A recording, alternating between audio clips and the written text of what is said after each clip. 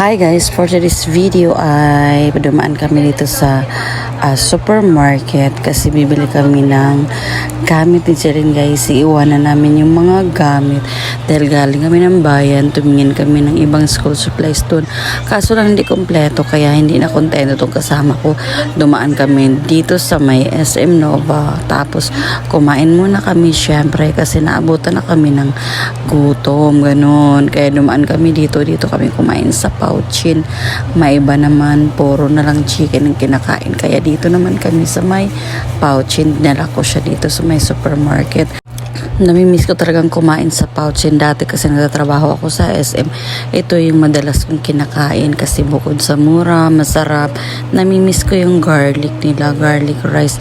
Ito yung binagbalik-balikan ko dati pag kumakain na ako sa Pouchin. Tapos pumili na rin kami ng Zago guys. Ayan, sa akin ay gusto ko naman sa Zago ay yung buko pandan.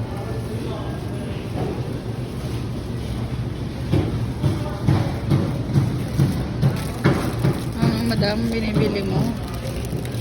Ito ng kimchi. Tapos, karne, baka, pork, tsaka chicken. Ano pa kayong balak bilhin? Ako na ito. Hindi ka marunong magluto niyan? Pwede siya ihalo sa kimchi. Wag na yan. Hindi natin yan alam lutuin. Ayaw ko. Hindi. Hindi masarap pag hindi mo alam. Tara na. Tapos na, magbayad na. Tapos galing kami ng National Bookstore sa kanyang gamit. Uwian na.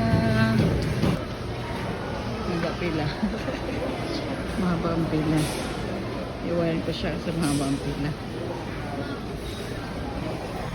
Huwag na, mamaya na yan. Mahaba ang pila. Iwanan ko yan. Magbabayad siya. Mauna na ako dun. Mahaba. Mahaba ng pila. Hanggang dun. Sige, mauna na ako ha. Magbayad ka dyan, Halin.